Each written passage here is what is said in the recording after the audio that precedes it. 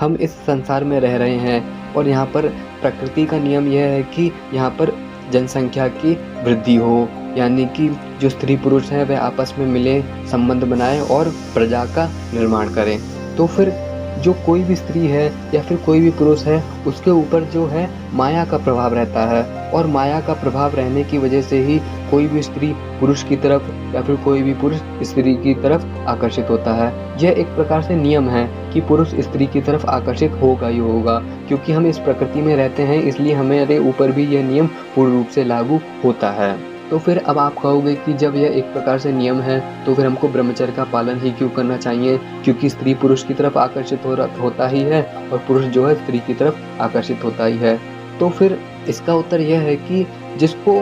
ब्रह्मचर्य का पालन करना होता है उसके लिए यह जो मार्ग है वह थोड़ा कठिन होता है, क्योंकि वह देखेगा कि स्त्री की तरफ वह आकर्षित हो रहा है, इसलिए उसको जागृति उत्पन्न करनी होगी। जागृति का मतलब ये है कि हमको अपने मन में यह ज्ञान बैठाना होगा कि जो स्त्री है वह सुंदर है ही नहीं, या फिर जो पुरुष है वह सुंदर है ही नहीं। ऐसा हमको तब तक करना होगा जब तक हमारा जो पूर्ण रूप से जो ब्रह्मचर्य है वह हम उसमें स्थिर ना हो पाएं, क्योंकि उस पहले के समय के जो व्यक्ति ब्रह्मचर्य का पालन करते थे वह इसीलिए करते थे ताकि जो उनकी दृष्टि है वह बिगड़े नहीं, और जो उनका जो वीर्य है वह पूर्ण रूप सुरक्षित रह सके, ताकि उनके बल में वृद्धि कर सके, ताकि उनके ज्ञान में वृद्धि कर सके, ताकि जब वह बाद में गृहस्थ आश्रम में प्रवेश करे तो फिर उनको जो है तेजस्वी संतान उत्पन्न हो सके। तो फिर इसीलिए ऐसा कह सकते हैं कि कोई भी स्त्री जो है वह पुरुष की तरफ आकर्षित होता ही है। इसीलिए जो ब्रह्मचारी होते हैं, जिनको ब्रह्मचर्य का पालन करना होता है, उनको नियमों का पालन करना होता है और अपने भीतर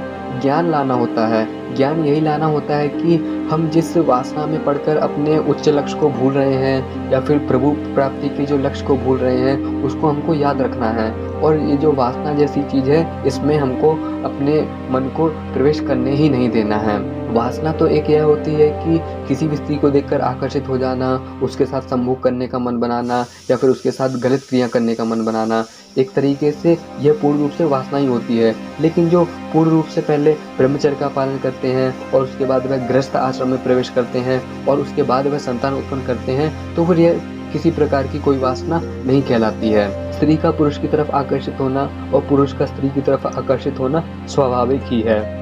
क्योंकि यह माया का प्रभाव है, और माया हमको यही दिखाती है कि यह जो स्त्री है ये हमको सुंदर लग रही है, इसलिए हमको उसके साथ संबंध बनाने हैं, ताकि जब संबंध बने तो उसके बाद जो है प्रजा की वृद्धि हो सके। प्रकृति का नियम यही है कि जो स्त्री पुरुष हैं वह आपस में मिलेंगे और प्रजा का निर्माण करेंगे, ताकि जो हमारी जनसंख्या है वह और भी अधिक वृद्धि कर सके। लेकिन जो ब्रह्मचारी होता है उसका जो मुख्य लक्ष्य यह होता है कि उसको प्रभु प्राप्ति करनी है, तो इसीलिए वह इन आकर्षणों से बचता है, और आकर्षणों से बचने के लिए जो प्रभु की माया है उससे उसको थोड़ा ज्ञान अर्जित करना पड़ता है कि जो प्रभु की माया तो यही है कि स्त्री पुरुष की तरफ आकर्षित ही होगा। लेकिन जो ब्रह्मचारी है या फिर जो अन्य व्यक्ति जो ब्रह्मचर्य का पालन करना चाहते हैं उनको गुरु के सानिध्य में रहकर ऐसी शिक्षा प्राप्त करनी होती है। जैसे बुद्ध महात्मा के जो इतने शिष्य थे वह इसीलिए तो थे ताकि वह वासना से मुक्त हो सके और वह परम शांति को प्राप्त हो सके। इसलिए जो परम शांति को प्राप्त होना चाहते हैं या फिर जो अपने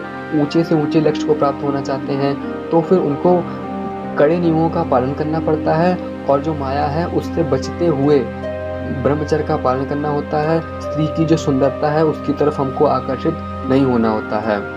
क्योंकि नियम तो यही कहता है कि कोई भी स्त्री पुरुष की तरफ आकर्षित होगा और पुरुष जो है वह स्त्री की तरफ आकर्षित होगा। लेकिन हमको नियमों का उल्लंघन करना होता है और अपने मन में अपने ज्ञान के द्वारा यह बात बैठानी होती है कि कोई भी स्त्री सुंदर है ही नहीं। हमको तरह तरह की जो प्राणायाम है, क्योंकि प्राणायाम के द्वारा जो मन है वह कंट्रोल में आता है, क्योंकि मन ही तो है जो बार बार स्त्रियों की तरफ जाएगा, बार बार पुरुष की तरफ जाएगा। इसलिए हमको प्राणायाम के द्वारा, ध्यान के द्वारा अपने मन को शांत करना होता है, उसको प्रभु चरणों में लगाना होता है, ताकि जो हमारे जो मन है वह शांत हो सके, परम लक्ष्य की तरफ हम जा सके। या फिर जो आज के समाज के जो भी व्यक्ति हैं यदि उनका कोई लक्ष्य है तो फिर उसको भी प्राप्ति के लिए हम ऐसा कह सकते हैं कि ब्रह्मचर्य पालन करना बहुत ही महत्वपूर्ण होता है। इसीलिए मैं आपको ऐसा बताना चाहता हूँ कि जिसका ऊंचे से ऊंचा लक्ष्य है उसको प्राप्त करने के लिए जो है उसको ब्रह्मचर्य का पालन करना होगा, और जो माया का प्रभाव है उस माया के प्रभाव से आपको खुद को बचने के लिए जो है ब्रह्मचर्य का पालन करना होता है।